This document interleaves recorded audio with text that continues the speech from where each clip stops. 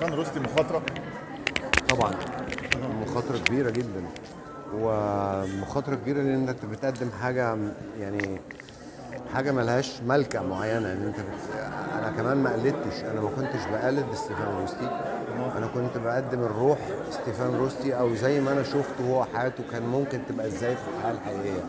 فده من محض خيالي وارشادات الاستاذ محمد فاضل.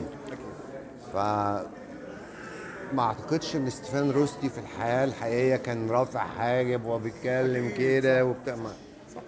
يعني الجمهور اللي فاكر كده، هو فاكر كده علشان انطباع، عشان لا علشان هو شاف ستيفان روستي كده بس.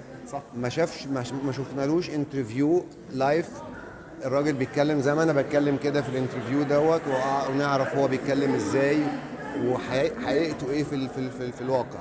اعتقد ده من اكبر التحديات ليك كمان يا استاذ محمد. طبعا هو دور خطير، هو مش بس دور تحدي، هو دور خطير بالنسبه لي، وانا قبلت التحدي الحمد لله، مع اني اعتذرت عن الدور قبل ما ادخل التصوير على طول.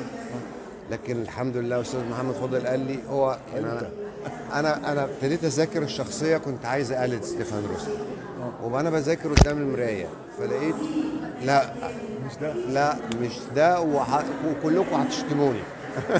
ما فيهاش هزار.